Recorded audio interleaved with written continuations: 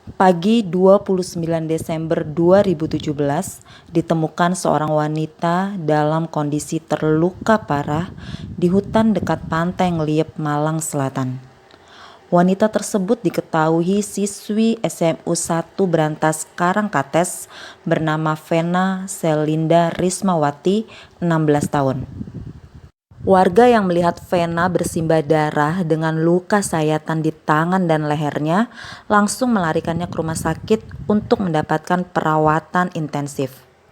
Sayangnya, karena pendarahan yang begitu hebat, Vena harus merenggang nyawa akibat kehabisan darah. Pihak kepolisian Dono Mulyo, Malang Selatan langsung memburu pelaku. Dan pihak kepolisian berhasil menangkap pelaku hari itu juga, yang tidak lain adalah teman Vena yang bernama Nadia Vegi Madonna, umur 19 tahun. Nah, sebenarnya bagaimana sih kronologi si Nadia ini bisa menghabisi nyawa kawannya sendiri? Nah, pada penasaran kan? Jangan lupa tonton terus video ini sampai habis, tapi sebelumnya jangan lupa di subscribe, like, komen, dan juga di share. Subscribe dulu ya.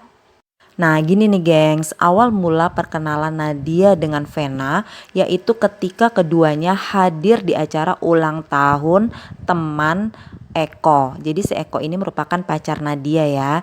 Nah, pada acara tersebut hadir juga Alfi. Nah, Alfi ini merupakan pacar Vena. Alfi dan Eko itu saling berteman. Mereka berdua saling mengenal ya. Disitulah Nadia dan Vena saling berkenalan.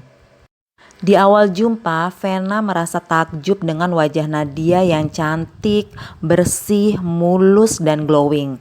Lalu Vena bertanya kepada Nadia perihal bedak apa yang dipakainya, sehingga wajahnya itu bisa bersih dan glowing. Karena Nadia ini mempunyai bisnis online shop, yaitu berjualan kosmetik, dia pun menawarkan bedak yang dipakainya kepada Vena seharga 110.000.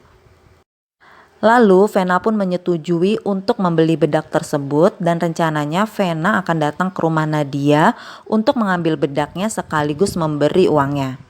Setelah ditunggu-tunggu oleh Nadia di rumahnya, si Vena ini tuh gak muncul-muncul juga. Sehari, 2 hari, sampai 3 hari Vena gak kunjung datang untuk mengambil bedak tersebut. Pada suatu hari, Eko dan Alfi sedang bermain ke rumah Vena. Di situ mereka bertiga berbincang-bincang. Dalam perbincangannya tersebut, Eko, pacar Nadia, menanyakan kepada Vena apakah jadi membeli bedak. Soalnya kapan hari Nadia cerita kepada Eko katanya Vena mau membeli bedak di dia. Mendengar pertanyaan itu, Vena menjawab kalau dia sudah jadi membeli bedaknya. Akan tetapi kualitas bedaknya itu sangatlah jelek sekali dan tidak seperti yang diceritakan. Mendengar komen yang kurang menyenangkan dari Vena, Eko pun langsung merasa sungkan dan meminta maaf kepada Vena. Eko pun langsung mengembalikan uang ganti rugi sebesar 110.000 seharga bedak tersebut kepada Vena.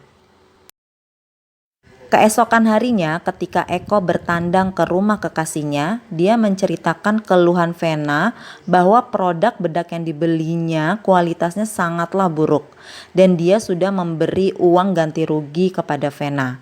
Mendengar hal tersebut, Nadia langsung kesal dan menceritakan kepada Eko bahwa Vena tidak jadi membeli bedak di dia.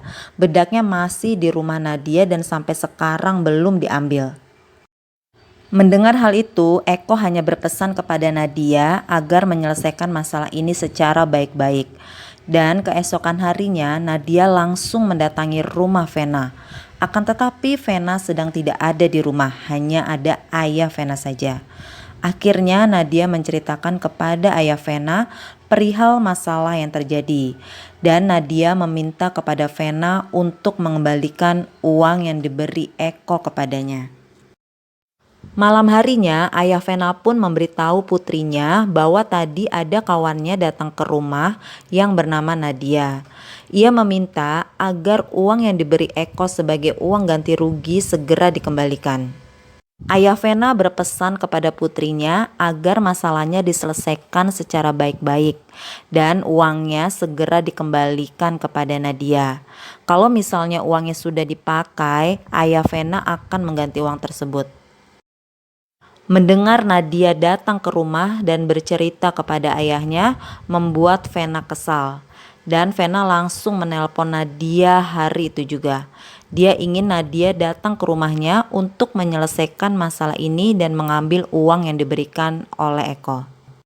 29 Desember 2017, pagi-pagi sekali Nadia sudah datang ke rumah Vena untuk mengambil uang 110.000 yang diberikan Eko sebagai uang ganti rugi.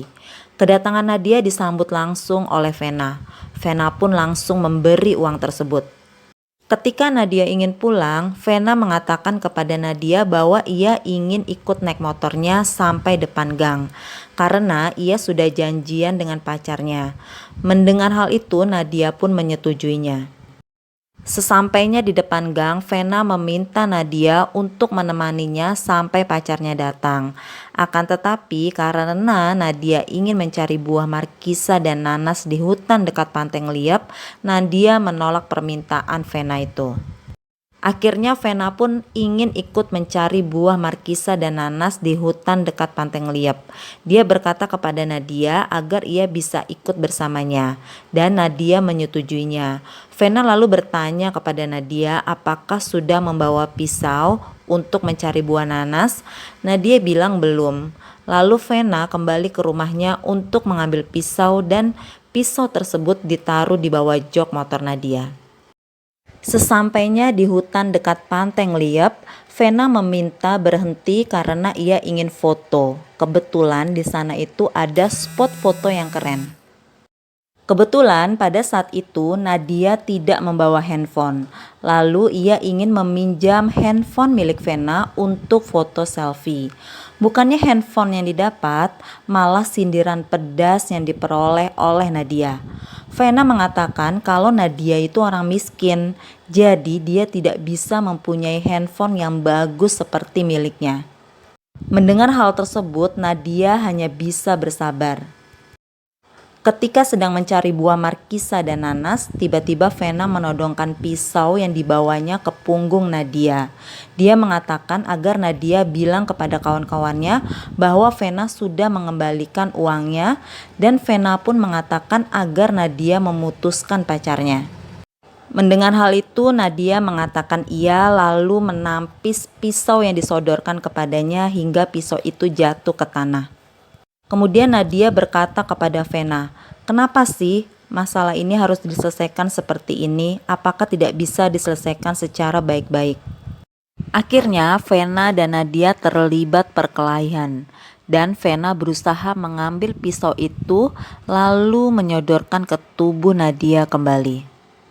Nadia pun melawan dan mengambil pisau itu, kemudian melukai leher dan tangan Vena, hingga Vena bersimbah darah dan merenggang nyawa di rumah sakit.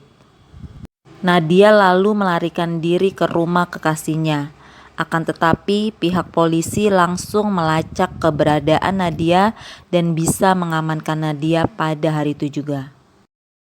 Akibat perbuatannya, Pengadilan Negeri Kepanjen menjatuhkan vonis kepada Nadia hukuman 14 tahun penjara dan denda 50 juta rupiah, subsidiar 3 bulan penjara.